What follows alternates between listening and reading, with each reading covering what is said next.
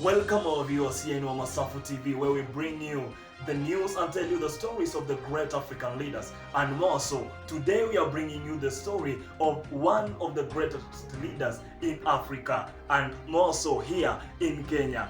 His Excellency Dr. William Samoei RUTO, who has had a long journey in his political bid. Ladies and gentlemen, grab your popcorn, relax and enjoy.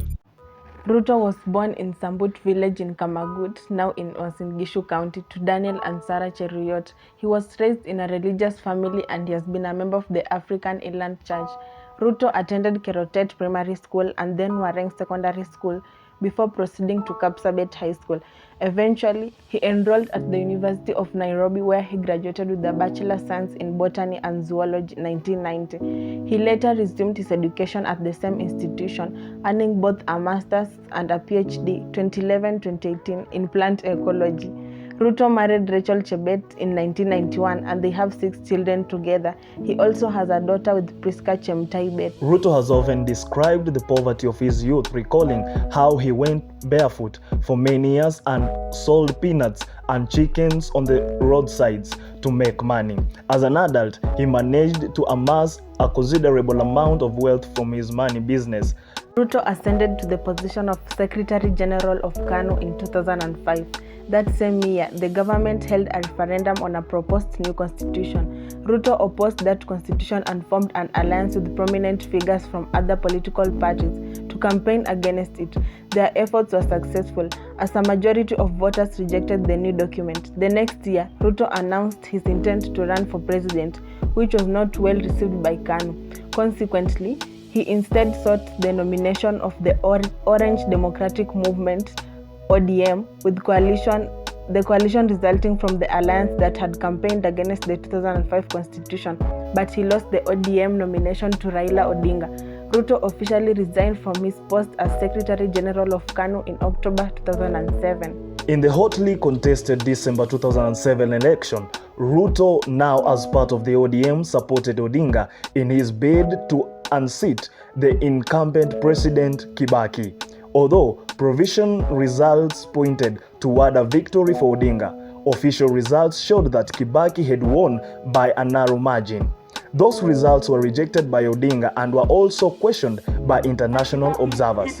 Widespread protests ensued throughout the country and gave way to brutal acts of violence involving some of Kenya's many ethnic groups, mostly notably the Kikuyu, which were Kibaki's group, the Kalenjin, RUTO's group, and Luo, Odinga's group. All 3 groups were victims as well as perpetrators. More than 1,000 people were killed and some 600,000 were displaced in their weeks-long unrest.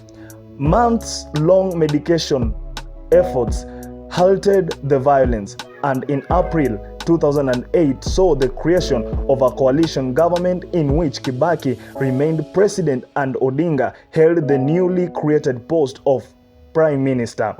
RUTO was appointed Minister of 2 portfolios in the government: Agriculture, that is 2008 to 2010, and Higher Education 2010 to 2011. He also retained his parliamentary seat. After falling out with Odinga, he left the ODM and briefly found a home in the United Democratic Movement,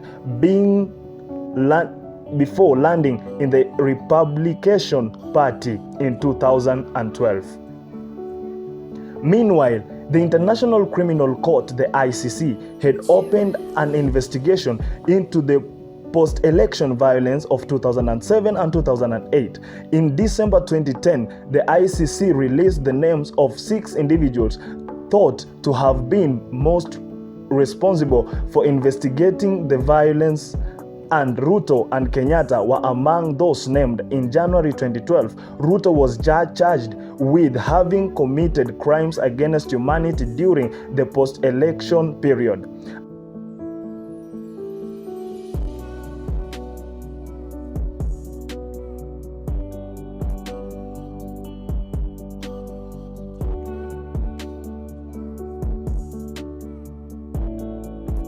Thank you all viewers for watching this episode of Dr. William Samoei RUTO. I have been your narrator, Jorai Wekesa.